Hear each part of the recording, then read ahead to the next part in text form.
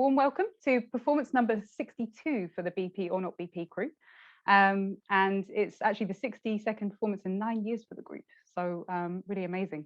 You are in store for 2 hours of amazing talks from speakers from all over the world this afternoon. So we have speakers from our usual BP or Not BP crew, but you're also going to hear from speakers from Nigeria, from the Caribbean, from Egypt, from Greece. And we are going to explore the connected histories of some of the contested objects in the museum and what they have to reveal to us about the museum's colonial past and its neo-colonial future via its horrible oily BP sponsorship partnership. This is a crucial year for the BP or Not BP campaign. It's 2021.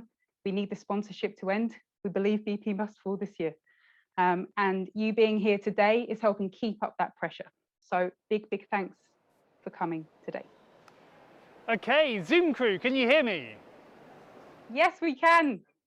Danny, are you ready? Excellent. Hello, everybody. We are here live in the Great Court of the British Museum. You can see around, we are here in the main space. My name's Danny. I'm a member of the activist theatre group, BP or Not BP. We create performances and events without permission inside spaces that are sponsored by oil companies, such as the British Museum, which, if you can see the banners behind me, the latest Nero exhibition is sponsored by the oil giant BP. We will talk about that more a little later. Just a little bit about what to expect. You're going to be seeing a mixture of live speakers here in the museum, and also some speakers connected from elsewhere in the world joining the Zoom, and some pre-recorded segments for the bits when we're walking around in places with no signal in the museum, so there'll always be something for you to watch. But we've not done this before, so please bear with us. Hopefully it will all run completely smoothly, but we're all volunteers just doing this as best we can for the first time. We as a group have performed in here over 40 times before, but normally we'd invite you all to come with us in person. Obviously with COVID, we can't do that, so you're there on the live stream, and that's what we're trying to make work today, so please bear with us. But let's get cracking. Let's get on to our first live speaker here today. And we're just so delighted and honoured to be able to introduce Zita Holbourne. She's the co-chair of Artists Union England. She's the national vice president of the PCS Union, who represent thousands of workers in museums and galleries, including here in the British Museum. She's also a multidisciplinary artist and curator herself. So please give a huge welcome to Zita Holbourne, who's going to come up and speak to you now. Greetings, everybody. As has been mentioned in the lovely introduction, my name is Zita Holbourne, and it's a pleasure to be here at this event, participating in this action today and this tour of the British Museum. But the content of what I'm going to speak is not a pleasure. And I think that no public institution should be accepting sponsorship from organisations that contribute to the injustice and discrimination faced by any peoples, and in particular those who are in the global south. But neither should a public institution or a museum be holding on to pillaged and stolen goods that were taken during the British Empire, during colonial rule, which have a direct link with the enslavement and murder of African people, with the stolen goods and with the stolen lands that we know have happened historically. For example, the Benin Bronzes that are placed here in the British Museum should not be here. Ironically, part of our tour is supposed to take in the Africa galleries, and because they knew that we were coming, the British Museum closed the Africa galleries. So the irony of people from the African diaspora coming here to speak about our history and how that's impacted on us historically, but also to the current day, and denying us access to those galleries that actually house the artifacts that were taken from our ancestors, is pretty shocking, really, that they've done that and denied us that access. And when we talk about climate change, how BP contribute to climate change, there is a direct link between climate displacement, migration, racism, and the history of colonialism. And many of the workers here at the British Museum are migrant workers, are black and brown workers, whether they're first generation or second generation. And the reason they are here is because Britain was there, stealing our lands, stealing our wealth. And that has contributed to the situation we find today, where people are being displaced because of climate change, but also because of the legacies of colonialism that have led to poverty and to conflict and to war. And those combined impacts have led to people coming here to the UK to make their life, contributing to British society, contributing to the economy, and working here in the British Museum and in other museums and galleries and public institutions, but finding themselves actually in a three-tier workforce. Here in the British Museum, there are workers employed by the museum. There are workers who are employed by outsourced and privatized companies, and they're also agency workers.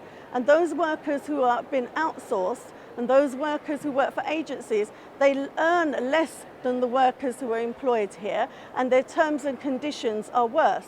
And PCS, my union, have been campaigning to say all of these jobs need to be brought back in-house and people need to be treated equally. And disproportionately, it's black and brown and migrant workers who are in those jobs who are earning less pay and are on worse terms and conditions.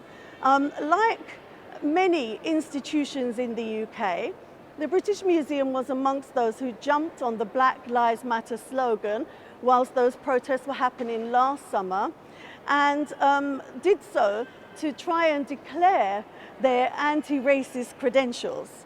But in reality, they paid lip service. And I want to share with you an extract of a statement that was issued publicly by one of the directors of the British Museum on behalf of the museum, because I find it quite stunning and shocking that they said this in light of everything they do. So this is the extract I want to share. So this was published in 2020 in the midst of the Black Lives Matter protests that were happening globally. The British Museum stands in solidarity with the British black community, African American community, with the black community throughout the world. We are aligned with the spirit and soul of Black Lives Matter everywhere. The spirit and soul, just focus on that for a moment. I'll come on to say something about that.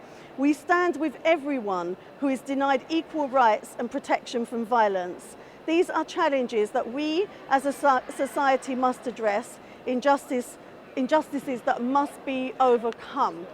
So when they talk about the spirit and soul, are they reflecting on the spirit and soul of my ancestors and other people from the African diaspora and Asian diaspora's ancestors whose lives were taken, who were tortured, whose land was taken, whose artifacts were taken and placed in here, still sitting here all these years later?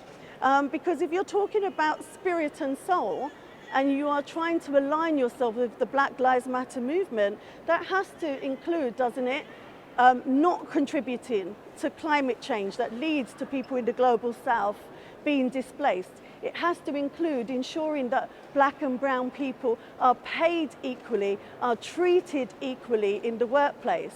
And our members working here at the British Museum, even when this museum was closed, the security staff and the cleaners had to still come here and work every day, putting themselves at risk.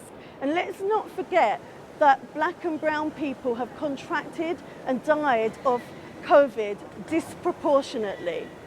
And many of the cleaners, the majority of the cleaners are women, and they're also people who are disproportionately impacted by long COVID. So they put their lives at risk, they put their families at risk to keep this place safe and to keep it hygienic, whether the galleries are open or closed for everybody. And if we look around us, we can see how completely spotless this place is. Look how huge this is to keep clean, and they're paid very little for that work they do. Just behind us there, we've got the canteen where some of our members are working. We have the shop here where our members are working.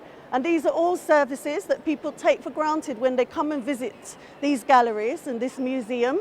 You know, that they can have a cup of tea and a sandwich, they can buy some gifts and tokens of their visit from the shop, that it's safe for them to come in, that COVID measures are in place for them. But nobody really thinks about those workers. So it's important that we remember the workers, and we are fighting and campaigning in PCS for all of that work to be brought back in-house. And I want to say something about not just the legacies. I've been talking about the legacies of discrimination and racism and colonialism. The reason we have institutional racism in the UK today is because of those legacies. And if Britain, including this institution, the British Museum, are serious about addressing racism that we face today, you also have to address the legacies of colonialism and racism of the past. And so whilst the galleries are closed, you know, the Africa galleries are closed, and that's outrageous, actually now they're closed. My message to the British Museum is, pack up the artefacts in there and give them back. Don't bother opening them up again. Yeah. That's what they should be doing. And let us not forget that we face institutional racism as black and brown people in the workplace, in service provision, in education, and actually just this week, the government sought to deport 90 people on a charter flight mass deportation to Jamaica. The descendants, the children and grandchildren of people of the Windrush generation who have already faced a huge injustice. So they were happy to go and enslave my ancestors. They were happy for us to come and do labour in Britain post-World War II. And now they say, you don't belong in this country. But when our families came here, we were told, you are part of the British Empire. This is the mother country. Well, what mother treats their children like that and deports them and tears them apart from their families and leave them destitute in a country they don't know and have never known? So we must stand up for everybody who works here. We must stand up against the legacies of colonialism and racism. But we also need to build a positive legacy for the next generation coming through, the next generation of workers, the next generation of visitors to these galleries, because people come from across the world to visit the museum, and for the next generation of black people, because when we walk into these galleries and see these artifacts, we're not looking at them and thinking, this is amazing, this is beautiful, isn't it wonderful that these things are here? This is a reminder of our pain and trauma that has been passed to us through generations that we're still living through. So it's not acceptable to accept BP sponsorship, and it's not acceptable to keep those artifacts. Give them back, British Museum. So I have a statement to read. Members of my union who work here, the PCS members working here, they wanted me to share a statement with you that they wrote in 2019 when one of the trustees of the museum resigned. Adaf Suif resigned because of all the things I've been just talking about. And this is the statement that PCS members issued. Following the recent resignation of Adaf Suif from the British Museum's Board of Trustees, PCS British Museum branch stand in solidarity with Ms. Suif and her brave and principled decision. Her actions highlight once again the troubling nature of the relationship between BP and the arts. Through its sponsorship of our most prestigious cultural institutions, BP is allowed to propagate the myth that without its existence, we would not have access to the collections of our publicly funded museums and galleries. As a member of the Art Not Oil Coalition, we reiterate our position that access to culture is a human right, not a privilege bestowed by large corporations. The British Museum aims to hold for the benefit and education of humanity a collection representative of world cultures. Its association with BP is not compatible with this objective when the collection is being used to greenwash the activities of a company whose actions threaten lives the world over, both now and in the future. Climate change and its effects will be most sharply felt in the global south, and the relationship of south to north is also touched upon by Ms. Suif in the context of repatriations. As a union with a membership whose personal histories are intertwined all across the globe, it's important for our workplace to represent all of us in the same way that the collection should represent world cultures. The divisions in our country as a whole are rooted in part with an inability to reconcile with our colonial past. The museum as an institution is in a unique position, and given its own history has a unique obligation to lead those difficult discussions. We echo Ms. Suif's call for the museum to take a clear position as an ally of upcoming generations. Lastly, we thank Ms. Suif for drawing attention to the precarity faced by outsourced workers. The treatment of individuals employed by Carillion emphasises the importance of unions in the struggle against privatisation right across our public services. PCS will continue to fight for the rights of all workers being employed directly and indirectly across the public sector. PCS British Museum thank Ms. Suif for raising these points and calls on the remaining trustees to make every effort to address the inadequacies raised. Thank you.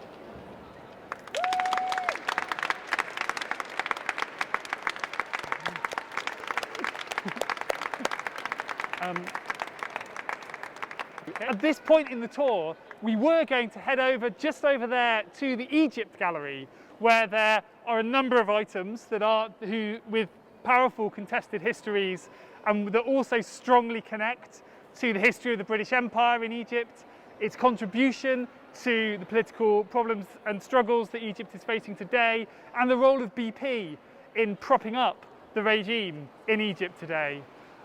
We were going to have a statement sent to us by some Egyptian activists for us to read out in the space. Unfortunately, some of them got COVID, which meant they weren't able to put the statement together for us today in time. But we're hoping to do something with them in the future. And so I just wanted to take a moment to send them some love and some solidarity from all of us here. And just to say, you know, we have our eyes still on the Egypt Gallery and the objects in there and the histories in there and the present day of BP and the political struggles people are facing there. We are not forgetting about it. We will be back. And just, please, can we just send some love and some applause to our friends in Egypt.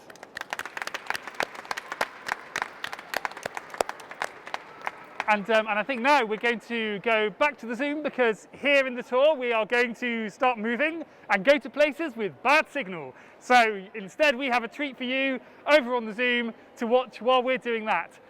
So thanks everyone, and see you shortly. Just before we go to Greece, I wanted to say, you know, big thank you to Zita for that incredibly powerful talk. Zita reminding us all of the different systems of exploitation and how they affect people, you know, within the museum and historically. So with no further ado, we are going to go over to Greece. We have a very special song from a musician and Parthenon Marbles repatriation campaigner, Hellena. Hello, here we are in Athens with the ancient Parthenon just behind. Built thousands of years ago, it symbolizes the heart of Greek heritage. However, around 200 years ago, Lord Elgin removed almost half of the sculptures and had them sent to his villa in Scotland.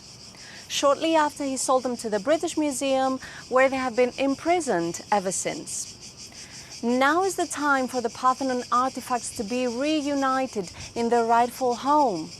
Art is to be enjoyed by everyone, but do you think it's fair for one artifact to remain torn in two? And by doing so, for the British Museum to deprive millions of people of their cultural heritage? The Parthenon sculptures can no longer be withheld by the British Museum using out-of-date and unfounded excuses. The British Museum trustees and British government should now do what's ethical and bring them back home to Greece. If you would like to help reunite the Parthenon, please visit the website parthenonuk.com. Thank you. The grey gods and lights are reflecting in your eyes, in your eyes. When I look at you, I'm yearning, nose so burning, as you're torn in two. Whenever I'm dreaming, I can see no other way to be.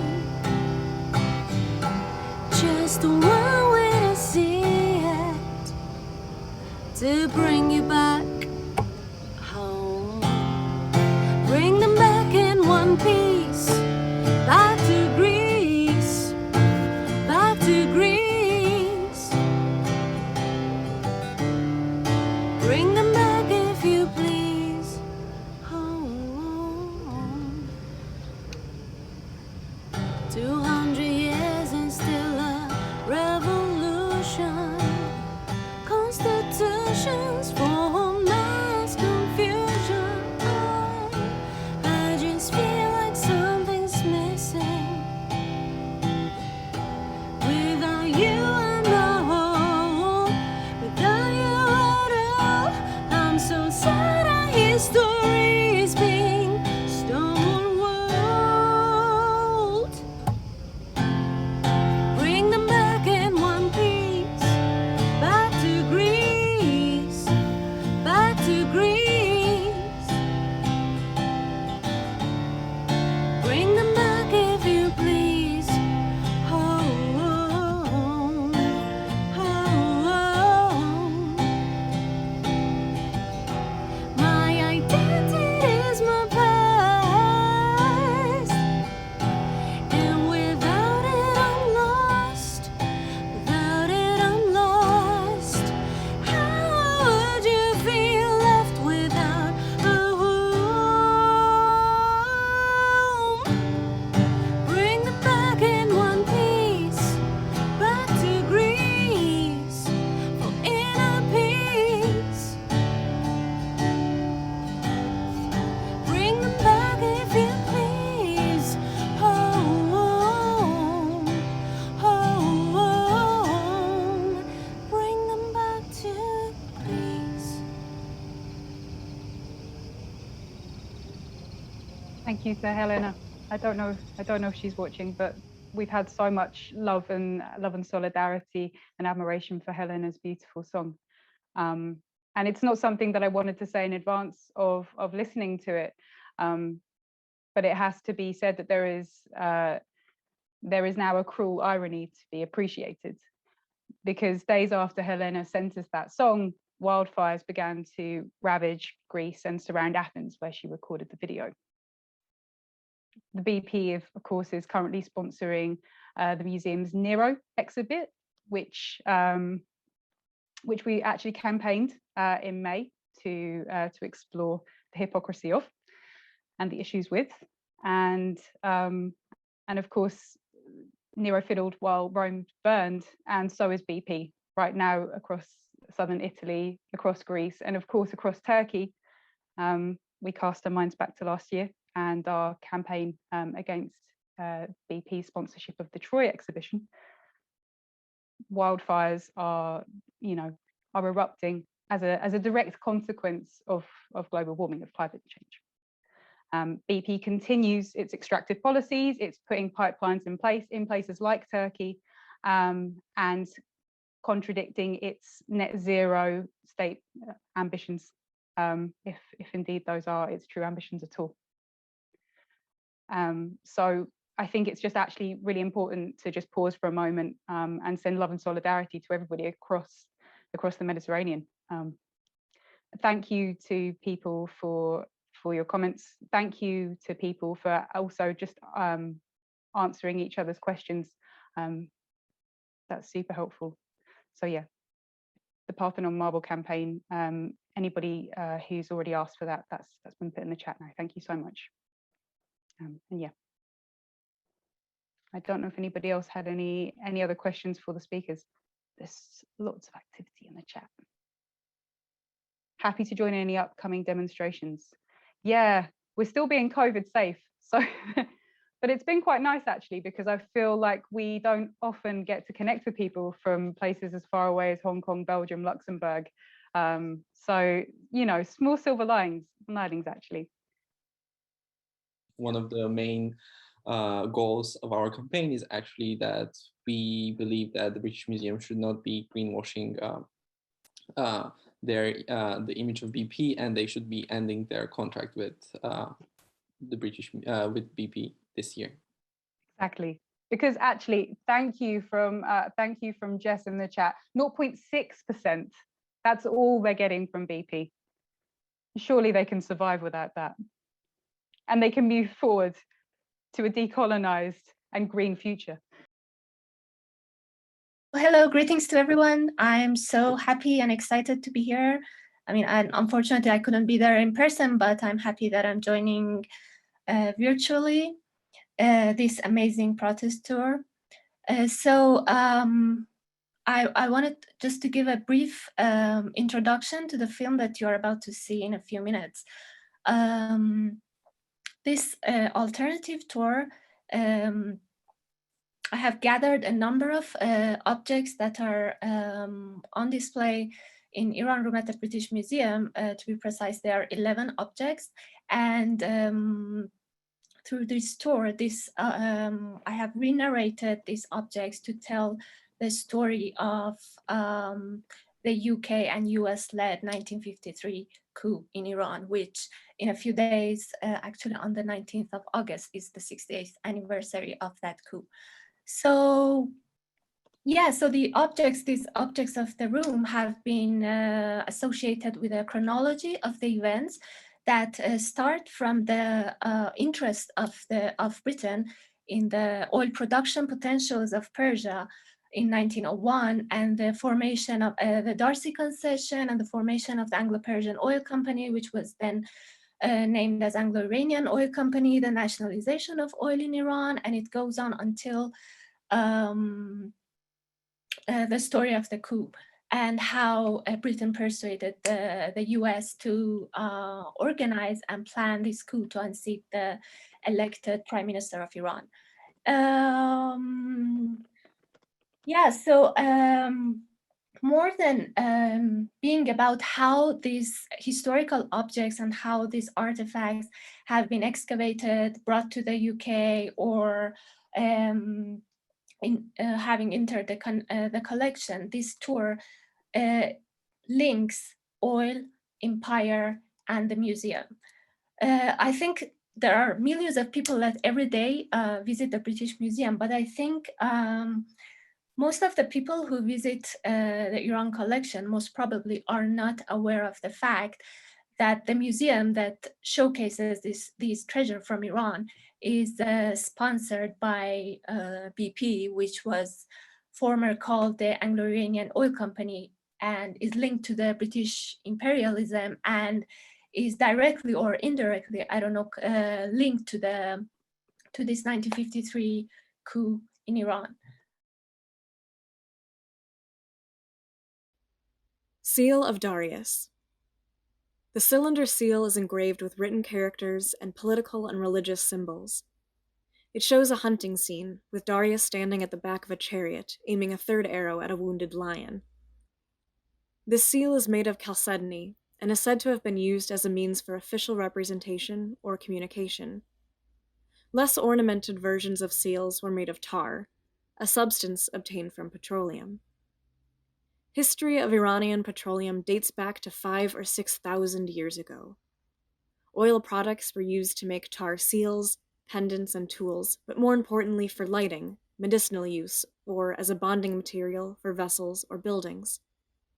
While oil seepages were used in the region for centuries, the 20th century marks the beginning of the West's interest in the oil production potential of Persia. On May 28, 1901, after bribing Iranian officials and, with the help of the British minister in Tehran, a concession was granted to a British entrepreneur named William Knox Darcy by the Qajar Shah of Iran. The contract gave Darcy exclusive rights for prospection, exploration, transport, and market of natural gas, petroleum, and asphalt in Iran for the duration of 60 years.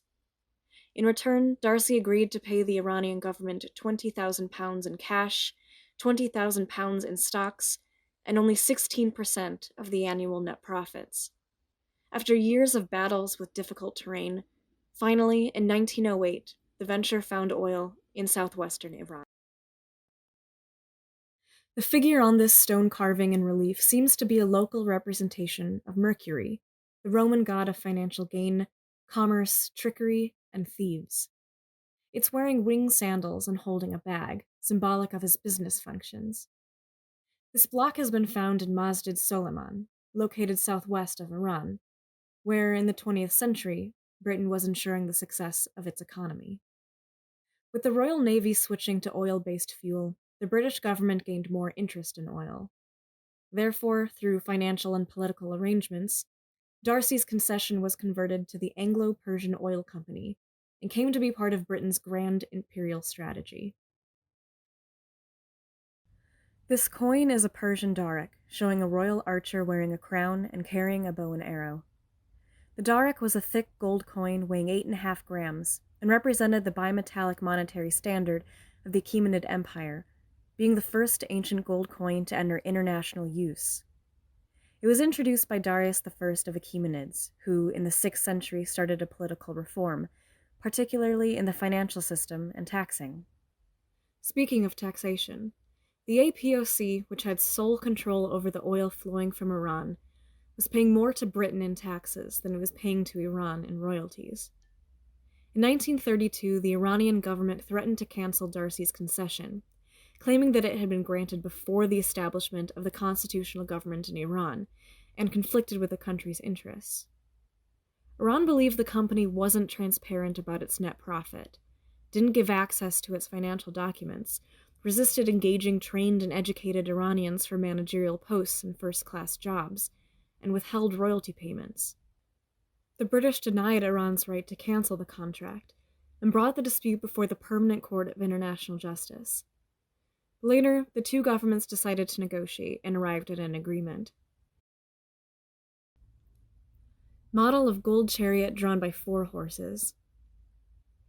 This outstanding piece is part of the Oxus Treasure, a collection of 180 artifacts of precious metalwork belonging to the Achaemenid period. It depicts in the finest and most amazing details a chariot, 4 horses and 2 men, a driver and the principal figure. The Oxus treasure illustrates not only the craftsmanship, but also the wealth of the Achaemenid Persians. Hundreds of years later in the 20th century, Iran's enormous resource of natural wealth, the black gold, was being squandered. Iranian population believed the new agreement with the Anglo-Iranian Oil Company only benefited the government instead of the workers whose living and working conditions had remained poor. Political parties were emerging by that time, and nationalism, the desire to establish independence and to bring an end to foreign influence, was growing in the country. In 1945, several thousand Iranian employees of the Anglo-Iranian Oil Company demonstrated and went on strikes for better working conditions, higher wages, and access to the same housing and social facilities as the British staff. As a reaction to the strikes, the Iranian government pressured the company for more adjustments in the previous agreement.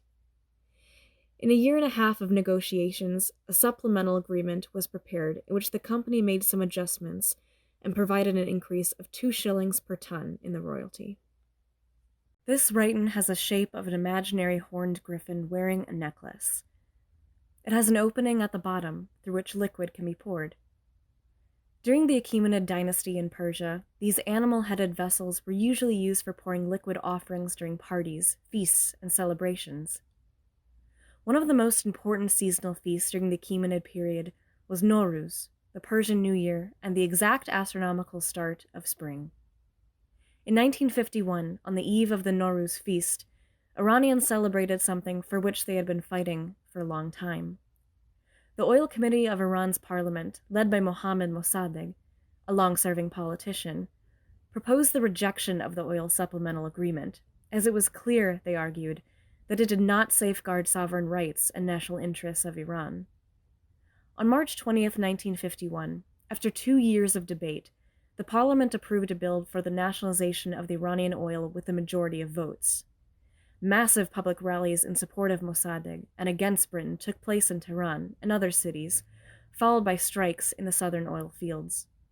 Mossadegh, who, as a champion of oil nationalization, was subsequently elected prime minister, was determined to put an end to the exploitation of Iranian resources and use oil profits to develop the country, not to enrich Britain.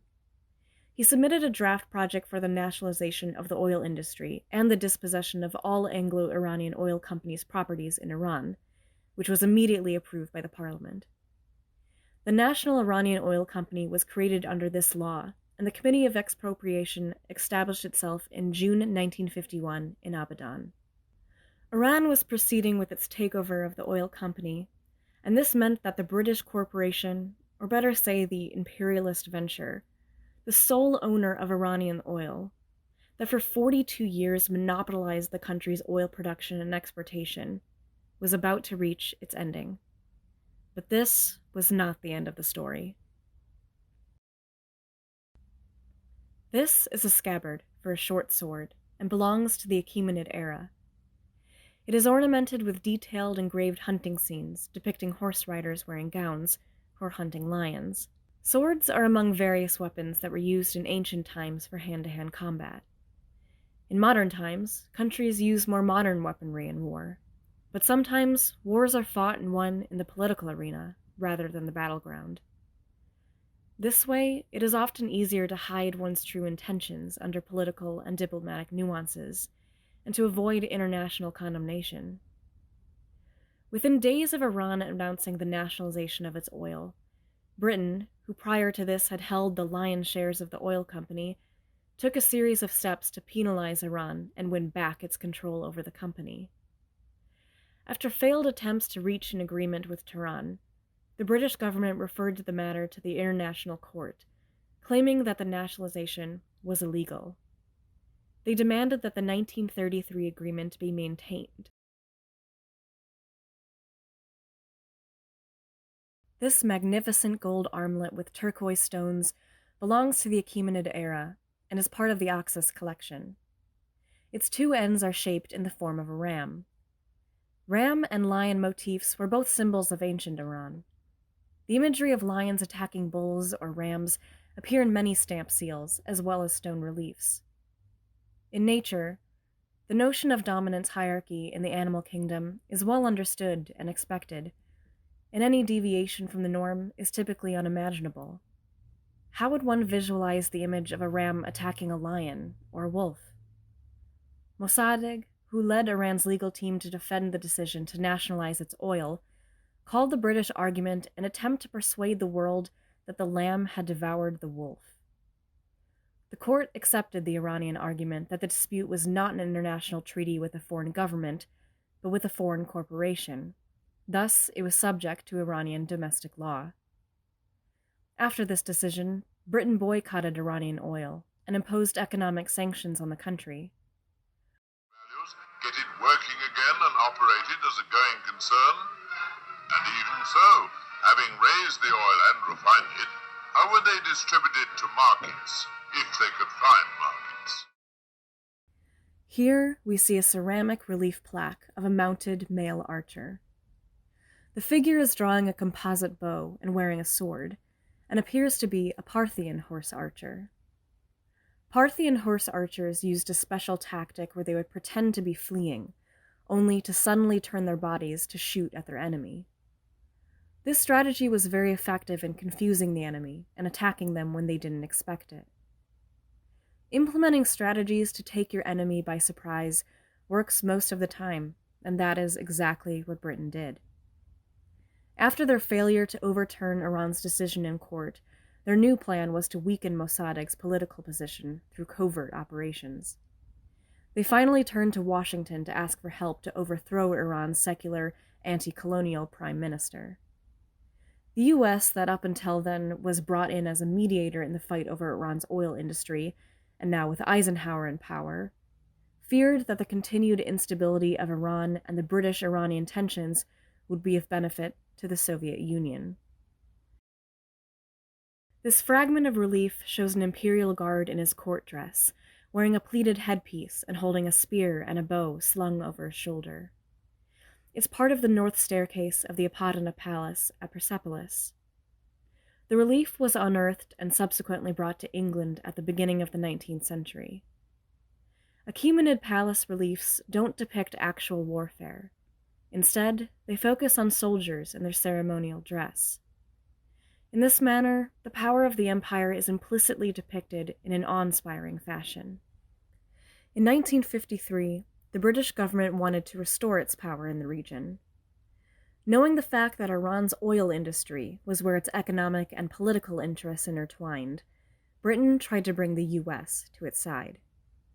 In February of that year, American and British officials agreed on how to carry out a detailed and multi-layered plan, codenamed Ajax, to remove Mossadegh. Ajax, referred to as Operation Boot by MI6, was to be realized by the CIA. The British MI6 was to help plan it and make the services of their Iranian intelligence agents on the ground available to the team. The US also managed to obtain the Shah's approval for the operation. The operation started with propaganda campaigns against the Prime Minister, and disinformation activities such as distributing leaflets and rumors, and financing newly born anti-Mossadegh newspapers. This silver coin belongs to the Sasanian era, when Queen Boran, one of 3 female rulers of Iranian history, was in power. The bust of Boran is on one side of the coin, wearing a jeweled cap. She is shown with long hair hanging in braids and a pendant on her chest.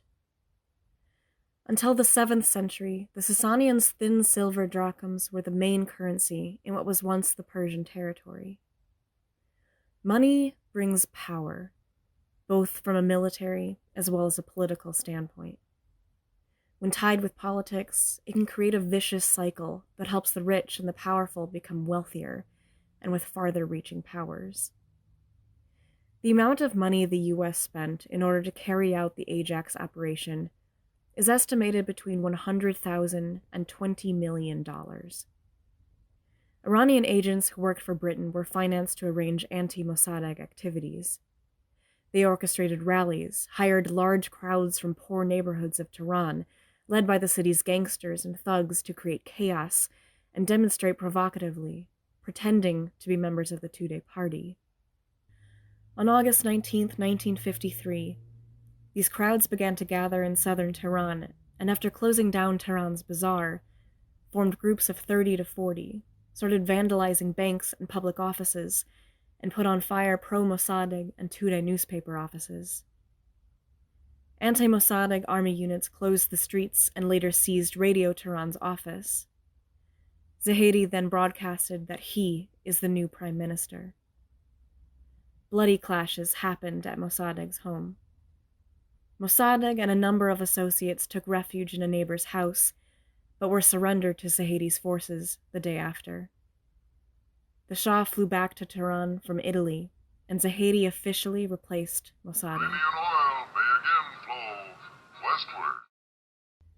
The Cyrus Cylinder is a Babylonian account of the conquest of Babylon by Cyrus. Cyrus is said to have restored the temples and religious cults, and to have facilitated the return of the displaced people to their lands. Cyrus's unique tolerance towards all beliefs and his fairness towards his adversaries is the reason many recognize the Cyrus Cylinder as the world's first charter of human rights. Perhaps more than any other nation, for Iranian people, it serves as a source of hope and pride. Mossadegh's legacy is another source of pride for Iranians. For the first time in a country ruled by autocrats, he set up a government by the people, for the people. Mossadegh's government was a golden opportunity for Iranians to peacefully move toward a more democratic system of governance. After the coup d'etat, Mossadegh was put on trial by military court, convicted of treason, and sentenced to 3 years in solitary prison, followed by house arrest in his home village until he died in 1966. A year after the overthrow of Mossadegh, an international consortium agreement, which safeguarded the West's oil interests in the country, was organized to market Iran's oil. In 1954, the Anglo-Iranian Oil Company, formerly called Anglo-Persian Oil Company, was officially rebranded as the British Petroleum Company. There's been much debate between Iranians over the past decades about who's to be blamed more, whose contributions facilitated the coup, and what strategic mistakes Mossadegh and the political parties made. But what is clear is that the CIA and MI6-led coup not only put an end to the nationalist democratic government of Mossadegh, it also marks a significant setback for Iran's political development. In 2013, the CIA published declassified documents and confirmed its involvement in the 1953 coup. These documents also show how the British government tried to block the release of information about its role in the coup.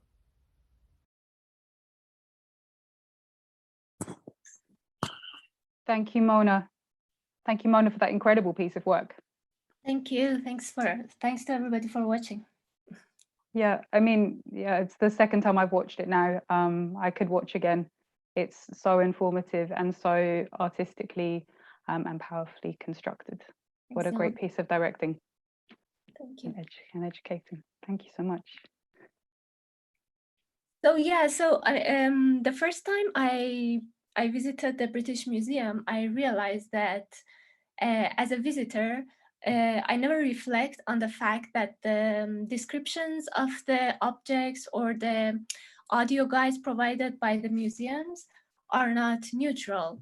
And it is the museum that decides what information is worthy of inclusion and what information they decide to leave out.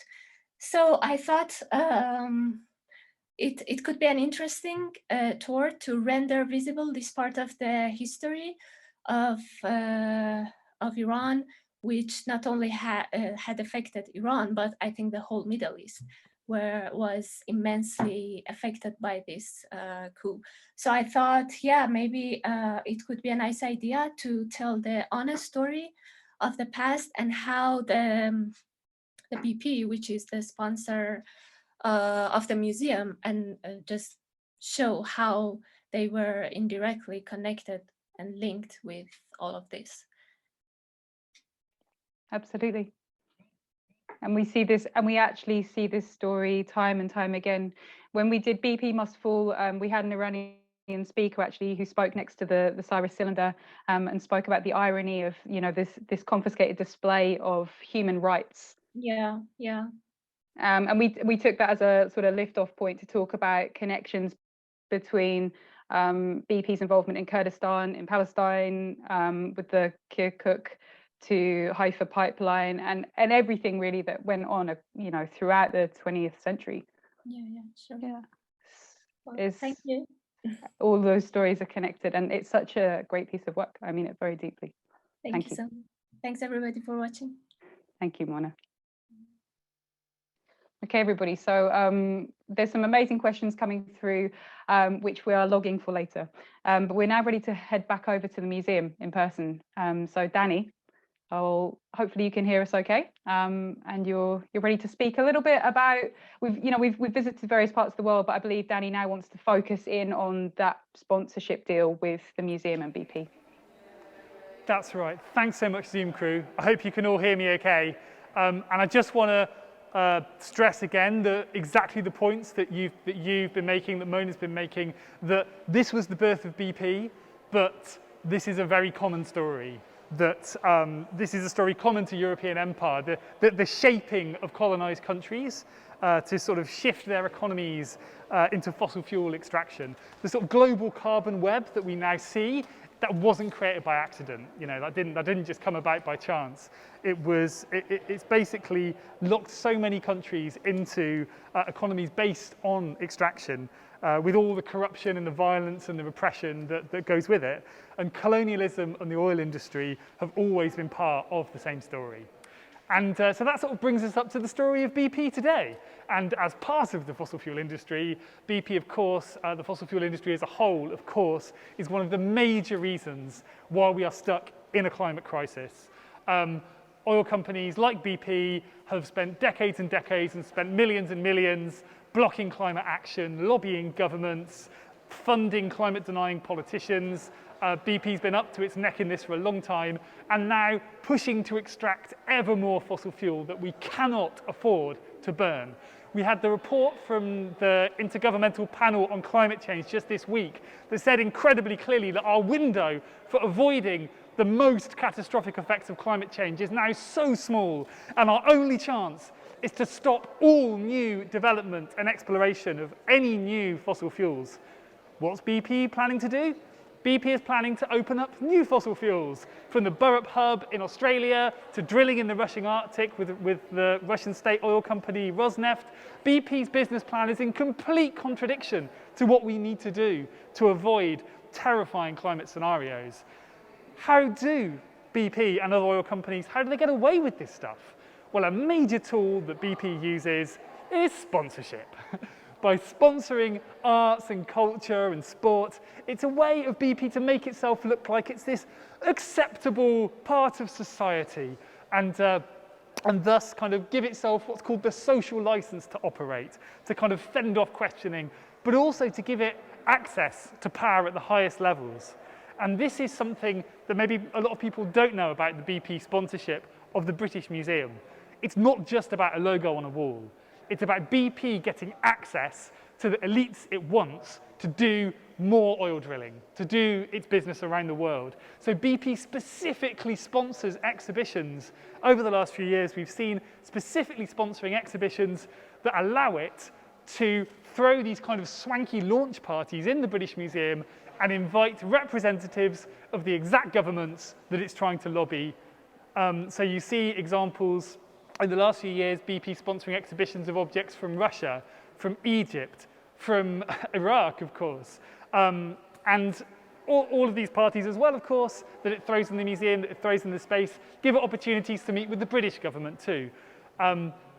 In 2015, BP did through an event here in partnership with the Mexican government, just when it was pushing for more oil drilling licenses off the Mexican coast. It's very, very pointed and strategic in how it uses this space.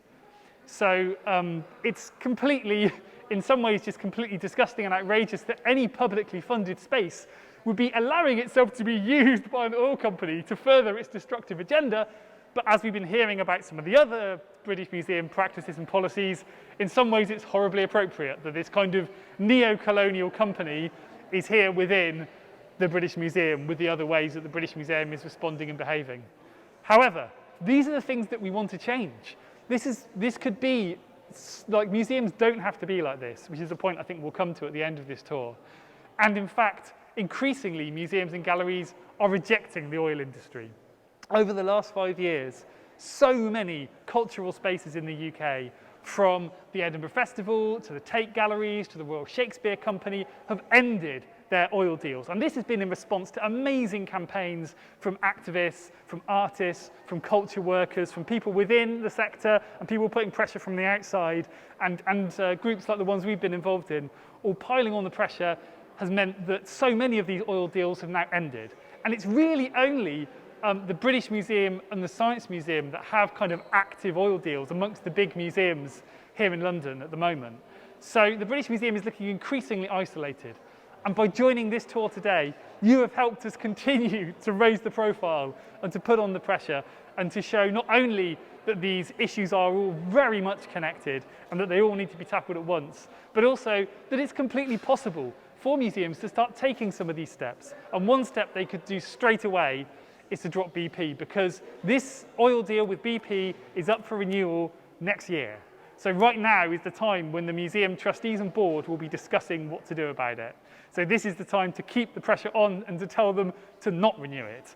And we know we're not alone in that. We've heard from the statement that Zita read out at the beginning of this tour that British Museum staff here are actually, many of them are very much also unhappy that their museum, that their workplace is being used to push forward the agenda of destructive oil giant.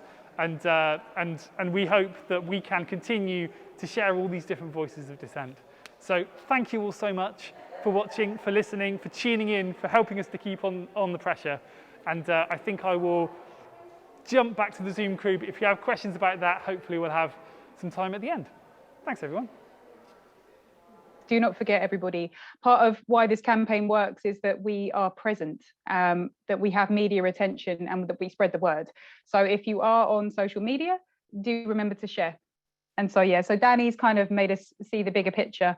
And what we're going to do now is we're actually going to go back to a previous campaign and kind of go back to Iraq. I think just to introduce this, actually, I'd been looking on BP's website, and I was kind of astonished at the mismatch between the way they described their operations in Iraq and the actual state of affairs. So if you don't mind, I was just going to read really, really quickly, just the way that they put things across. BP has a long history of oil exploration and production in Iraq. This history stretches back to the 1920s, when the company that would eventually come to be known as BP helped them produce and export oil from Baba Gurgur, Kirkuk. At the time, I'm not going to go into the history actually, but skip forward a little bit, and BP write on their website, quite proudly, in 2009, BP became the first international oil company to return to Iraq after a period of 35 years. Between 2003 and 2006, BP conducted a technical evaluation of the Rumalia field with the Ministry of Oil, and in 2009, BP and PetroChina were awarded a technical service contract. What BP, of course, completely failed to address is the fact that they became the first international oil company to return after the invasion of Iraq in 2003. In those years, I think the upper estimates say that over 1 million people died. So Iraqi activists came to the museum and spoke about this more powerfully than I can. But I just wanted to say, BP do not address this. They are the museum sponsor. And that is why we responded the way we did.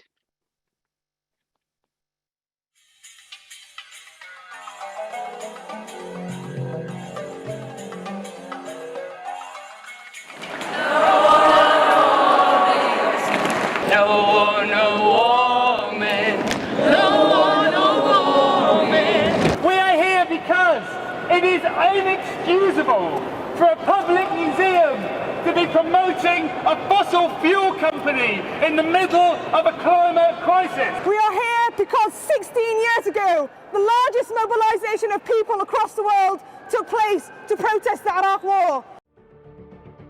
Destroying lives and polluting water equals colonialism. The climate crisis is already destroying homes and lives, and BP is fueling it. The British Museum is complicit in this destruction by accepting BP's sponsorship. Those who are creating the crisis are the least affected by it. We must stand in solidarity with those on the front lines of climate change, resisting it wherever we can. This means dropping BP. These are the very same sponsors who advocated for the war, which destroyed my homeland and slaughtered my people, all in the name of oil. To BP and to the British Museum, I say, how dare you use my culture and my history as an attempt to hide your colonial skeletons? As Iraqis are struggling to find water for their crops or feed their cattle with, the British Museum have partnered up with a company that is not only polluting the waters with waste, but in 2016 and 17 have injected over 720,000 barrels per day of water for their oil production. On this anniversary, it is up to us to remind the British Museum that we will not accept this sponsorship. We refuse to be complicit not only in destruction of our planet, but the exploitation of a people that have done nothing but demand to live their life in dignity. In Basra, all the wars were taken up just dying. Now even the tax killers, the very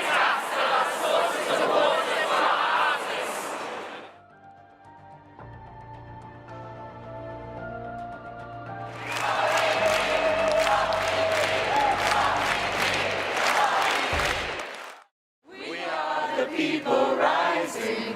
When oil burns and armies grow, you stole our past and future. It's time for you to go. I am BP!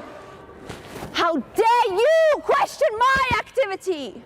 I am British Petroleum, king of exploitation, king of injustice. Thank you.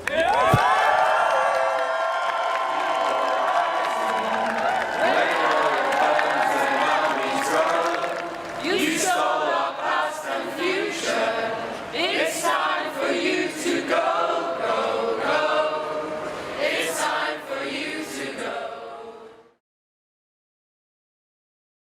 So there have been other actions, and BP or not BP are by no means the first group to protest at the museum, by no means the first group to campaign against fossil fuels or against colonialism and its legacy.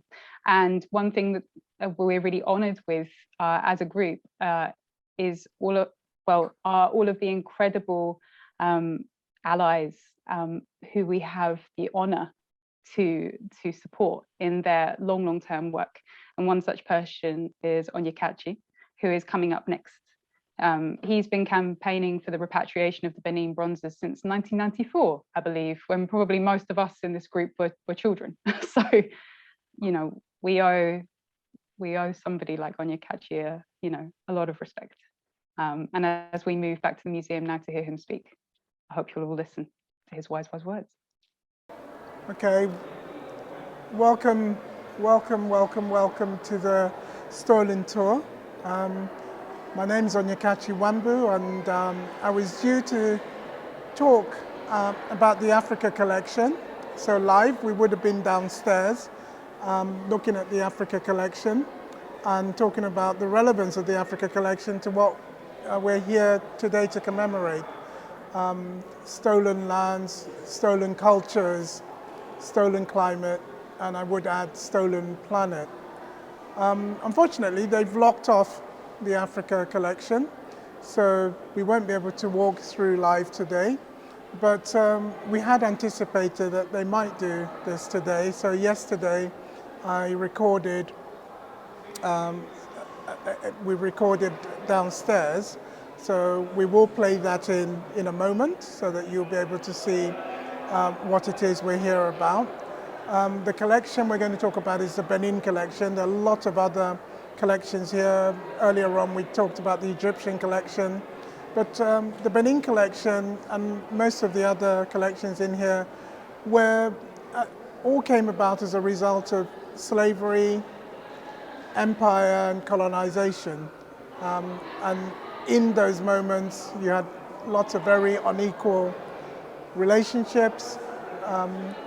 At its most extreme, people were enslaved, their human labor taken, and their resources exploited and appropriated, their lands also. And this went on for a long period of time in history, as we know, and even though we're now in a post-colonization period, a lot of people talk about neo-colonies and neo-colonialism, where in effect the forms of colonization have changed, and they're much more sophisticated now and perhaps run by institutions like the financial institutions like the World Bank and other ways of managing people who are rebellious as they were in the past. So we will be going down there, but it's important to, as we look at these collections, and lots of people are in here today looking at these wonderful artistic pieces, that we remember that at the heart of colonization and the heart of empire was violence. And extreme violence was used to accumulate resources, was used to accumulate land, and people's cultures were taken away. And we made some of the resonances in terms of the modern world at the moment is that if you're a Nigerian artist, if you're a Nigerian student, and you want to understand, a really important part of the history of your country, which would have been the Benin Empire, which is a regional power within what is modern-day Nigeria, you would need to come to London to do that. And we're also in a moment of a hostile environment where it's even difficult to get a visa to come to London. So the British Museum sits at what it calls itself a global centre for understanding, but many of the people who are part of that global community can't come in to access their own patrimony, their own culture, because of immigration and other visa rules. So in lots of ways, that argument that we're hosting the world here is a nonsense on some levels, given at the same time that we can see the other behavior stopping people coming in. So I mean, that's just one of the things that we look at. But I talk a little bit more about the Benin Empire and how the pieces got here. So please follow us on Zoom as we play back on the collection. Thank you. My name is Onyekachi Wambu.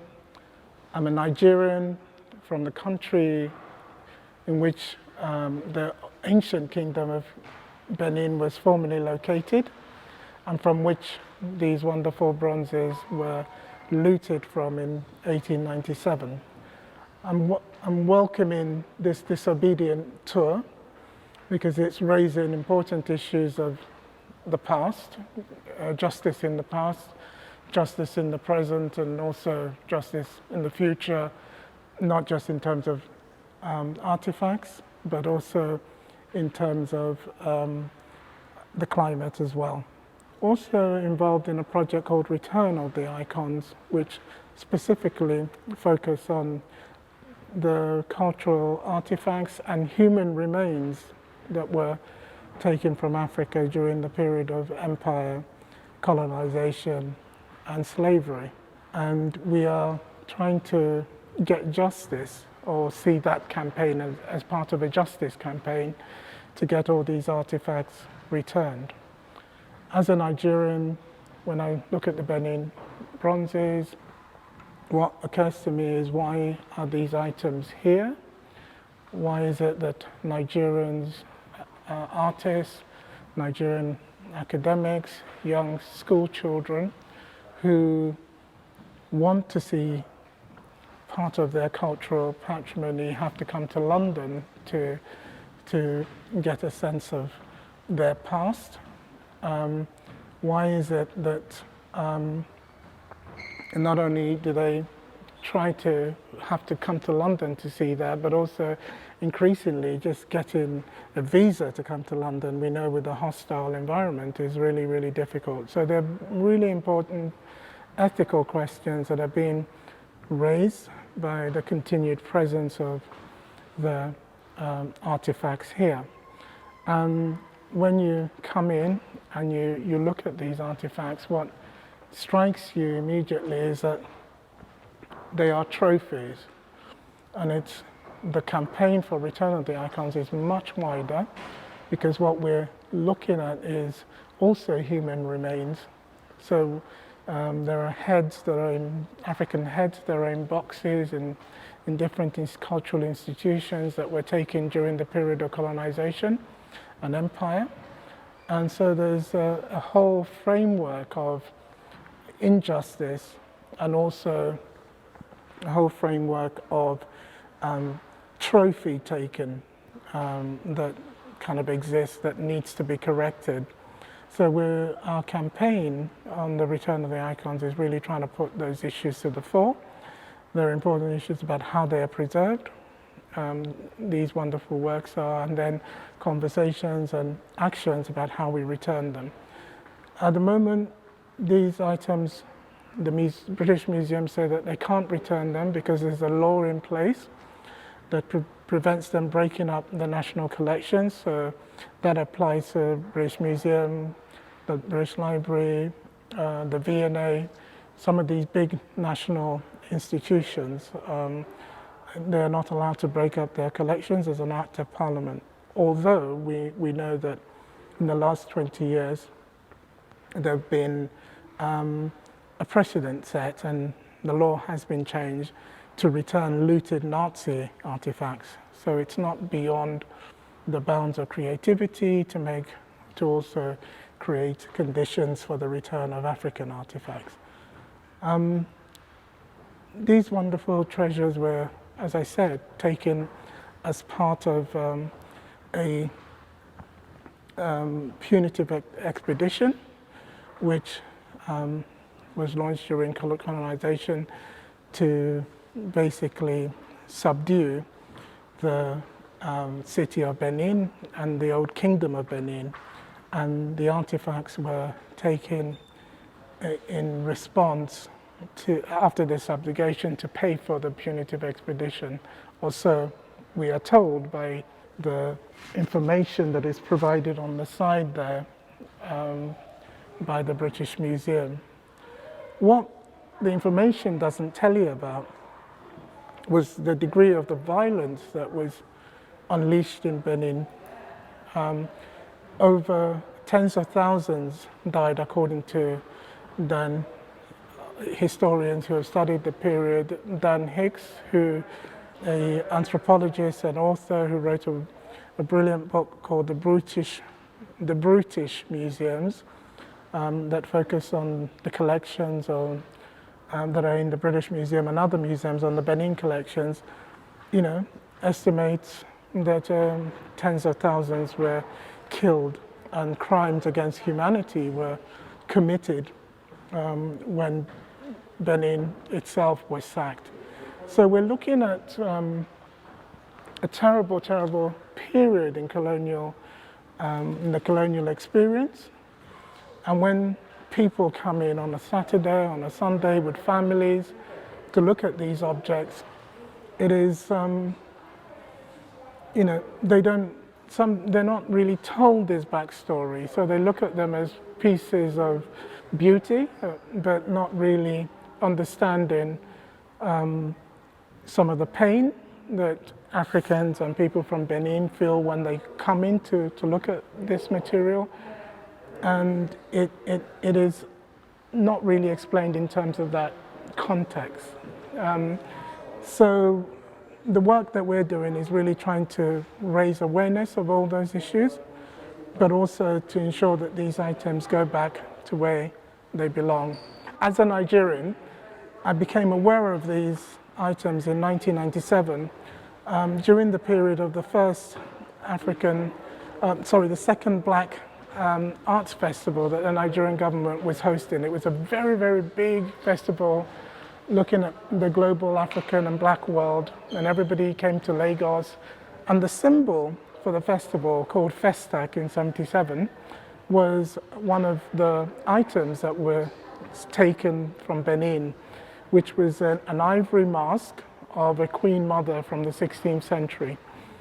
And the Nigerians asked the UK whether they could loan them that symbol of what was then in the post-independence period, the first big African creative festival, reuniting the African world after a period of disruption that during that period of slavery and colonization. And the British government and the museum refused the request, which was a huge, humiliating experience. And that was when I first became aware, in a way, that these objects were being held hostage in London and the UK.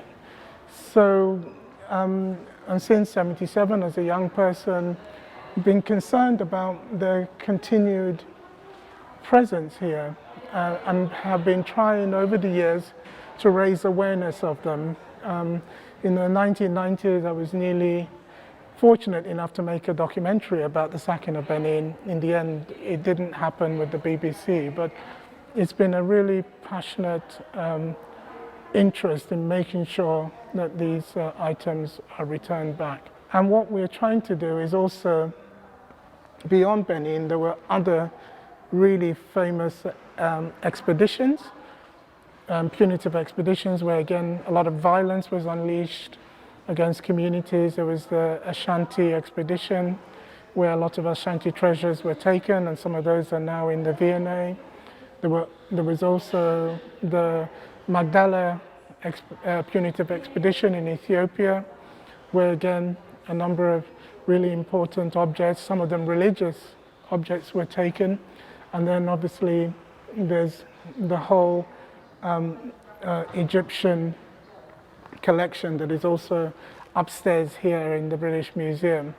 So all of those are part of a restitution, remembrance, recognition of what happened campaign that we're beginning to talk about. And we're talking about this now as looking at 10 hours, where we ask for what happened to be recognized, and then we ask for remembrance for the victims, and then we ask for restitution for of the objects that were taken and the human remains, as well as reparations. Some people are asking for that in terms of the campaigns. But what we're seeing is a big focus and an accounting that is beginning to happen about this period of slavery, colonization and empire. And we saw that last year with the Black Lives Matters and the ways that people are now looking at the statues and those who benefited, and why have there been so little focus on the victims. So we really welcome this disobedient tour and our partnership with those who are also drawing attention to what's going on with the climate. And we're saying that it's really important also to look for justice in terms of the past for the victims, and also those who have been dispossessed of their culture, of their artifacts, and of their human remains. So we're seeing this partnership and this collaboration as part of a wider examination of the past, so that we can create better futures for all of us.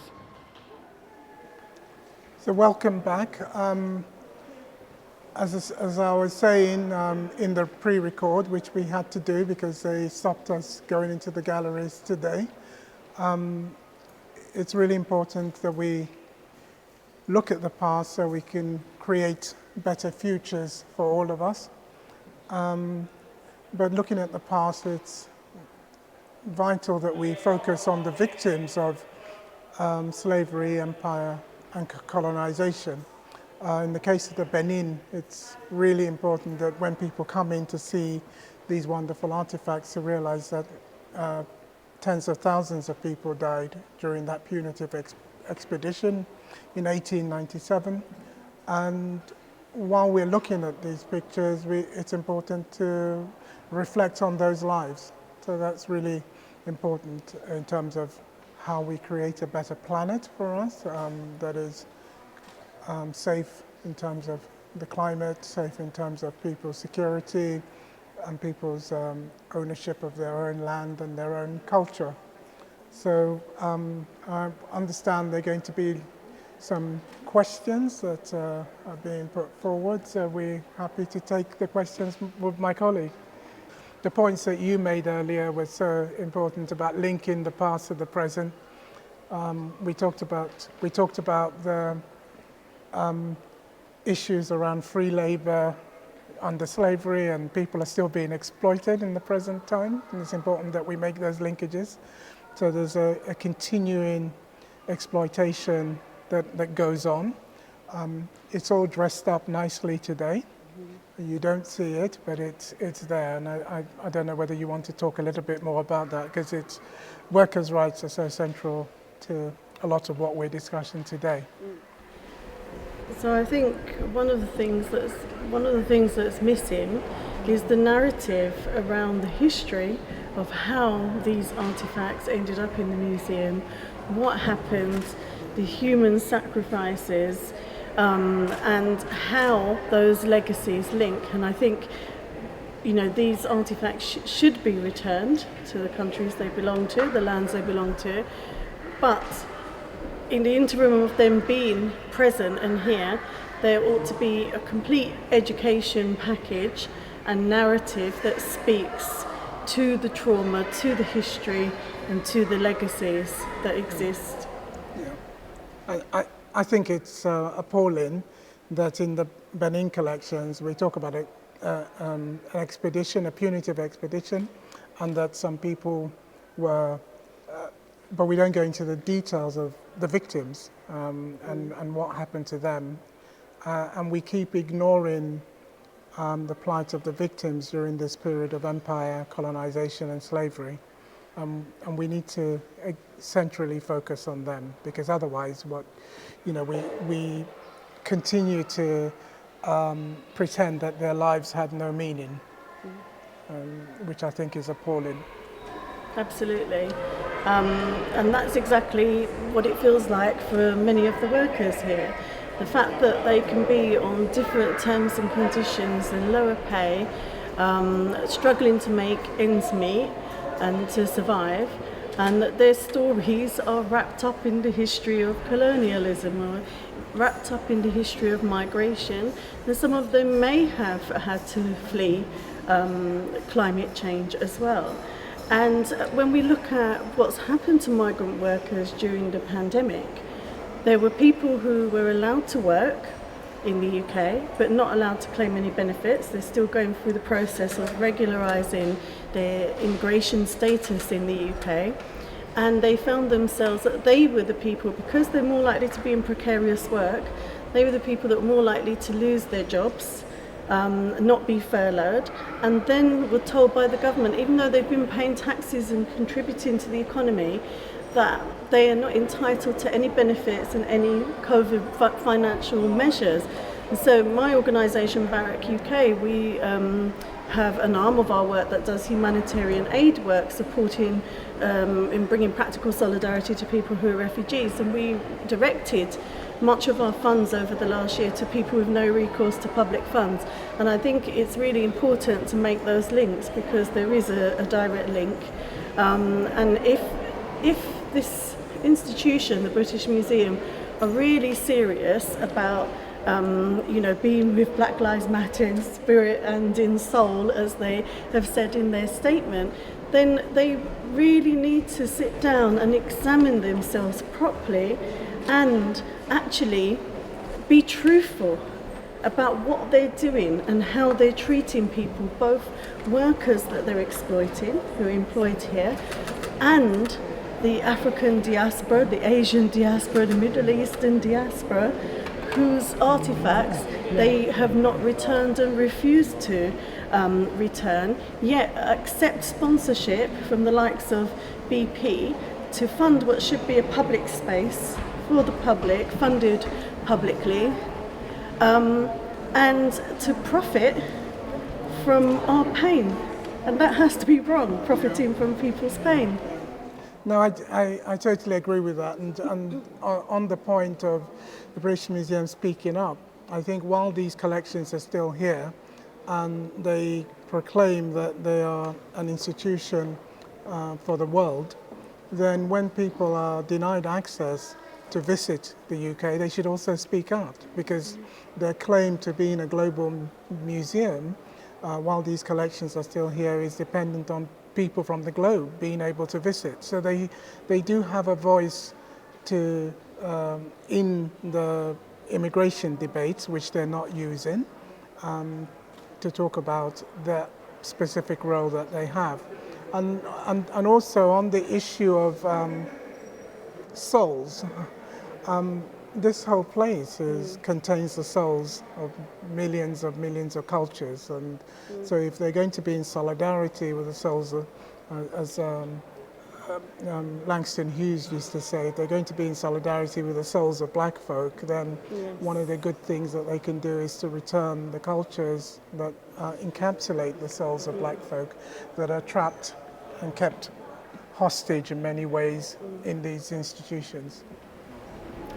Yes, and to walk to this very gallery that we're standing in, I've just walked through a gallery of the souls of ancient Egyptians with people gathered around. There's no respect for the dead. There's no dignity for them. And yes, of course, it's important to share history and archaeological remains and for people to learn and educate and benefit from that knowledge. But where is the balance in how the artefacts in this museum are portrayed? With the narrative that I mentioned earlier, but also for dignity and respect for those who have passed, be it, many, many years ago. It doesn't matter whether it was yesterday or a million years ago. There should be some respect and honouring of the dead and honouring of those souls. And when they talk about supporting Black Lives Matter and being completely with Black Lives Matter, yes, when those deportation flights went over the last 4 weeks to Vietnam, to Zimbabwe and to Jamaica, where was their statements of solidarity with the diaspora and the communities who are impacted? Where is their work to invest in the children of those people being torn from their families in terms of an educational package that speaks to truth and to educating on the legacies and the atrocities of Britain during empire? So that all children actually in an educational setting understand and know the truth of what went before. There's a glossing over and a writing out in the history books of our history, but also a kind of white saviour mode that they go into without even acknowledging our struggles, our resilience, our strength, and what our ancestors overcame. And I'm always conscious of the fact that I stand on the shoulders of those that came before me. And they are not acknowledged. They want to see themselves as some kind of saviours that saved us from being uncivilized. And that's the kind of message you get when you walk around these galleries. It needs to stop.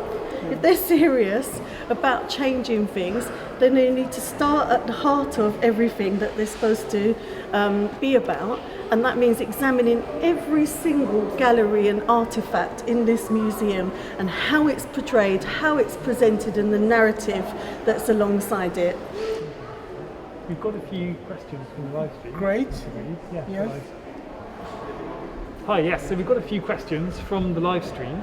There's a few questions about the restitution process and the policy of the British Museum, and just sort of like what people are wondering, what is their restitution policy, and whether the Benin Bronzes are at the moment kind of going through that process in any way, and how that all works. I don't know if you have anything to add on that.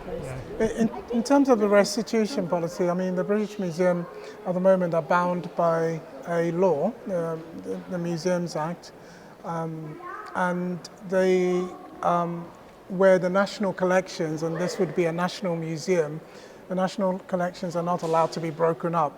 So at the moment, the excuse that they use is that the law needs to change for them to be able to even contemplate returning stuff. And the law will change if the people who are coming into these museums to look at dead bodies in terms of the mummies change their attitudes to this. And also the people who are coming in to look at the stolen souls, people's cultural patrimony, change their attitudes, and so the law will change when that begins to happen. So we all need to start speaking up about this stuff.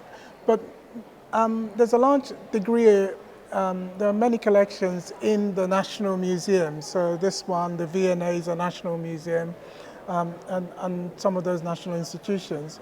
But there's a lot more in regional museums, the Horniman, the Birmingham Museum, and those museums are not bound by the law. So they have a lot more flexibility in terms of what their trustees can do, in terms of making a statement about returning this back. We know we're in the middle of a culture war where the government policy is to retain and explain rather than return. But I think governments shift their positions when the population shifts. And I go back, because we're in this moment of history, to say that, in the middle of the, after about 1860, 1870, Parliament didn't want to abolish slavery or the slave trade. They were not interested because most of the people sitting in Parliament owned plantations and owned enslaved people, so it was not in their interest. What happened was that from about 1860 onwards, there was a massive people's movement in this country, probably the largest civil society movement in this anti-slavery movement in this country. You wouldn't believe how large it was. We tend to forget it, but it was probably the largest mass movement in this country that spoke up against slavery. And by the end of the century, by 1807, the trade was abolished, and then 30 years or so onwards, the institution was abolished. So ordinary people can make a difference, which is why the collaboration and the partnership with the climate change, our partners fighting against climate change, is really, really important, that we come together around all these campaigns and look at the synergies, and also the campaign with our trade union colleagues, because at the root of all of this is the same issues of exploitation, the same issues of people wanting something for nothing, whether either from the planet or from other people or other cultures and other communities. Thank you.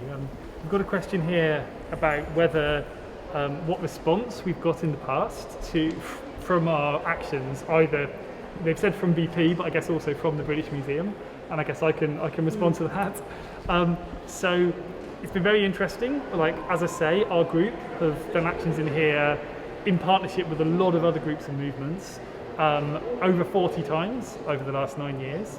And at first the museum was basically trying to stop us from doing those things, until they realised that there was so much public support behind us, that there was so much support within the museum sector for the things we were saying. And so since then, the museum's response has been much more, they'll grit their teeth and they'll grudgingly allow these things to happen, but they will try to interfere as best they can along the way, whether that's by confiscating things that we're trying to bring in to create performances, or, as we've seen today, by closing the Africa Gallery, which was obviously a place where we would have wanted to go. Fortunately, as you saw, because we knew the signal was so bad in there, Onyekachi went and did his talk there already in advance yesterday, so luckily we already had film from that room. But it's a good example of the response from the museum, and their public statements have always been very defensive, both about BP and about repatriation. There's no sign that they're fully engaging with this, but the problem is, it's about who are we talking about when we say the museum. We're talking about the board, we're talking about the management, we're talking about the trustees. We're not actually talking about the workers in the space. And increasingly we're finding in this museum and across the sector as a whole, there's been huge support for these issues. And we saw, if you look at the recent conferences, national conferences of the Museums Association, which is where culture workers, museum workers from across the country get together to debate the hot issues of the day, the speakers in the big popular sessions have been all about ethical curation. They've been about restitution. They've been about decolonialism. They've been about oil sponsorship. These are the debates that are actually happening in the sector amongst workers, but they're being ignored by too many boards and trustees increasingly, and especially the British Museum seems determined to keep its fingers in its ears, which is why, exactly as Onyekachi and Zita have been saying, we just need to keep raising our voices. In terms of responses from BP, that's also been very interesting, because they've actually quoted the movement against oil sponsorship as one of their main things they found challenging over the last few years, and which is quite encouraging to hear. And they say and claim they're making some changes in their business models. None of it goes far enough, none of it is good enough, but we know that it's been pressure from the wider climate justice movement that's forced them to even make the small shifts that they have. And if we're going to get these companies out of our cultural spaces and out of our seats of power, and to end their influence over governments, and to stop them from doing all the expansion they want to do, we need to continue these kinds of actions. And we've seen, actually, one response is that the BP branding in this museum has shrunk enormously since last year, when we did our largest performance ever in this space. It used to have a giant BP logos, be called the BP exhibition, got loads of publicity for BP. Now, tiny, tiny letters supported by BP at the bottom of the exhibition, nowhere near as much coverage for it anymore. And no logo on the banners. So we are having an impact on the Can I just talk about the impact on restitution? I came here to demonstrate outside this building in around 92, 93 with the late great MP Bernie Grant, and we were then calling for these items to be returned back. So between then and now, there's been incredible change. The momentum now is to have these conversations. When we did that in 92, 93, they just laughed at us outside and sent out a delegation to meet us and said, what do you want, and all of this. But there was some nervousness, but now, there really is a conversation that is going on globally around returning these artifacts. In fact, the German government is now in the lead, and German cultural institutions are now in the lead on all these issues, because they have made a statement that they are keen to return all the Benin Bronzes.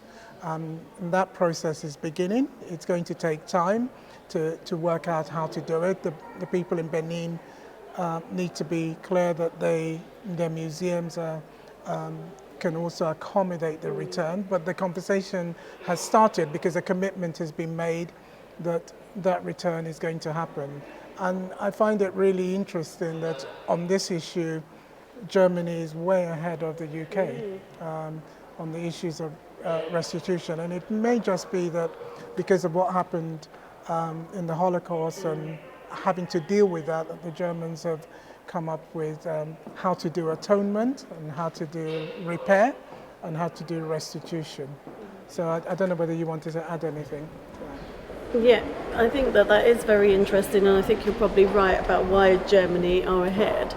And what it also reminds me of the importance of solidarity and working across movements. So, from our perspective, we could be working with the Jewish community who are campaigning on these issues, and where they've had successes, learn from those successes and work in solidarity and collaboration together. And I think that, there's an important point about what reparations is. And people think that, reparations is about giving compensation to people. And it's not about money. It's not necessarily about money. That might be an element of it. But we shouldn't forget that, through the enslavement of African people, the people that were compensated were actually the people that enslaved people, yeah? So they built their riches. People like Tony Blair's family built their wealth, which was passed from generation to generation, and meant that future generations, my generation, our children's generation, have that wealth handed down to them without having to make any effort, whereas those people who were enslaved were left with nothing, in poverty and destitution, and had to fight their way up through the system just to survive. So reparations is also about healing. It's about human justice, societal justice as well, and that means making reparations for all the things that are causing us harm today, that are causing us pain today, and that are causing us trauma today. And so the British Museum could do a lot in that respect. It's not asking them to hand over any cash to anybody.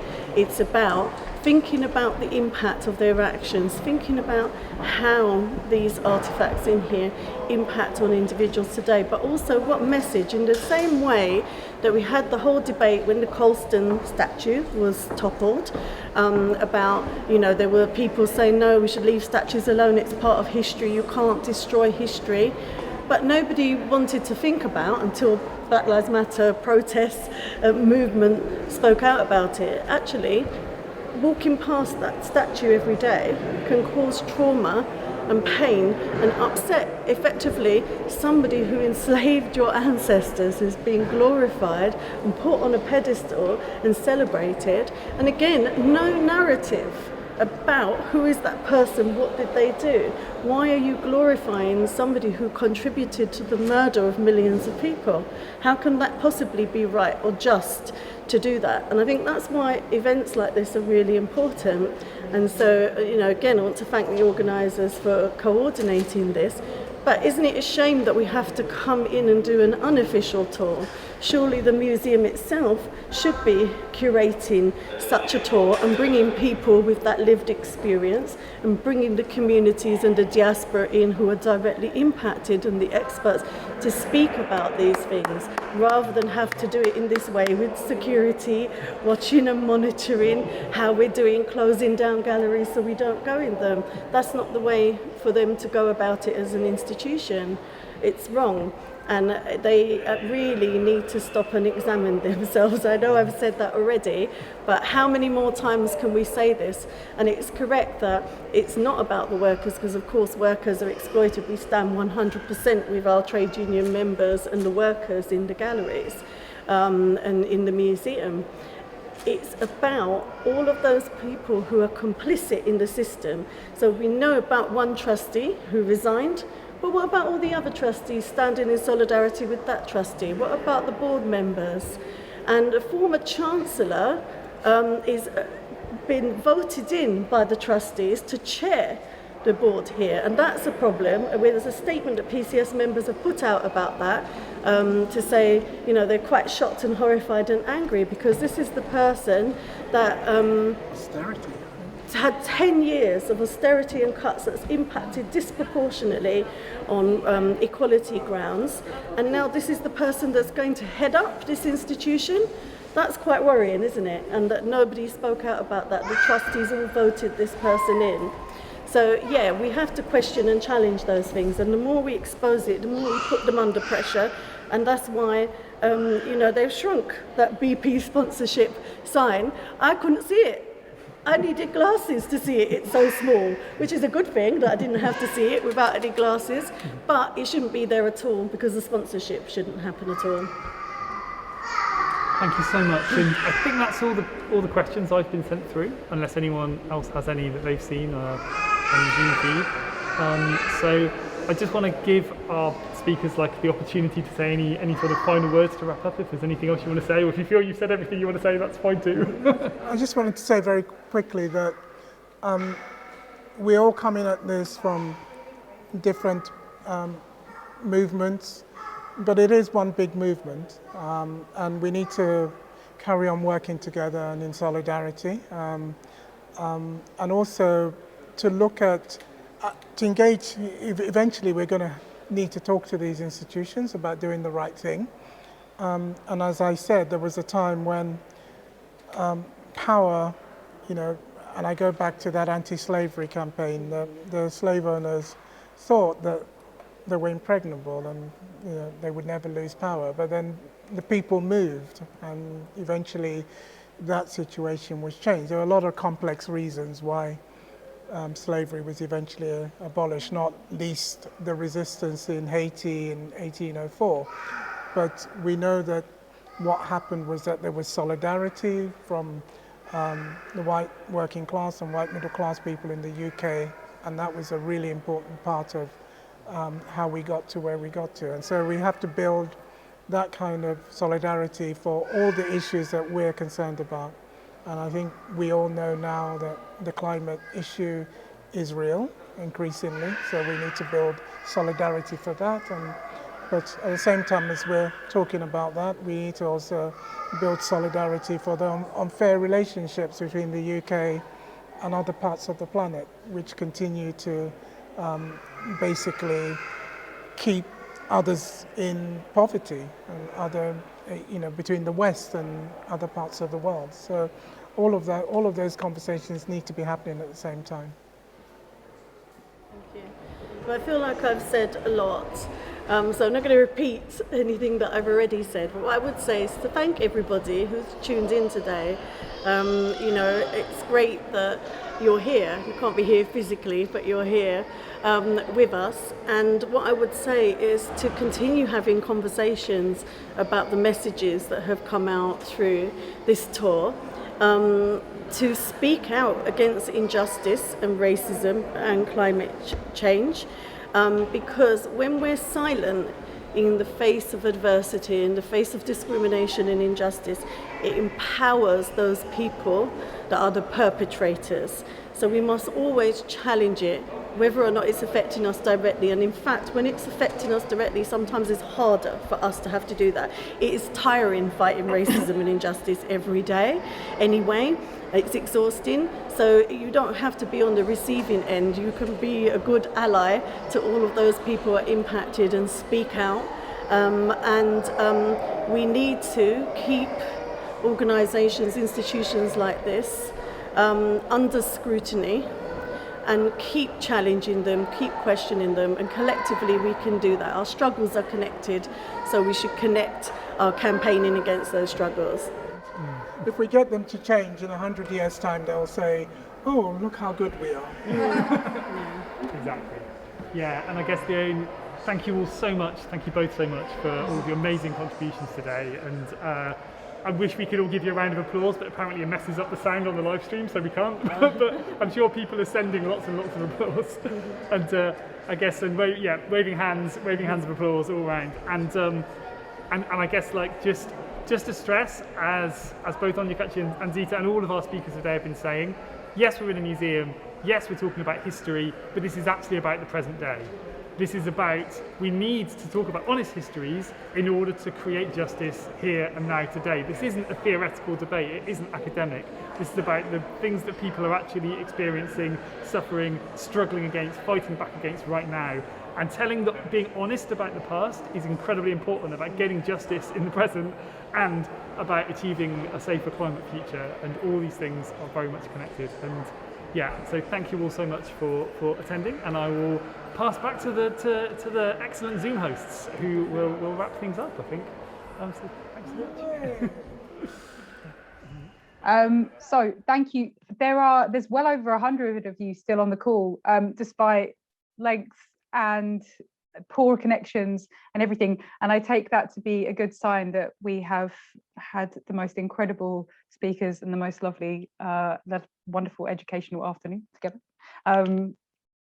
And yeah, I was going to say, we've had so many incredible questions that have addressed a lot of things we talk about a lot, raised a lot of new issues. Some are very specific, some are very general. And I think we're going to come back to those. I hope that's still true. I want to see that nod from Dariam.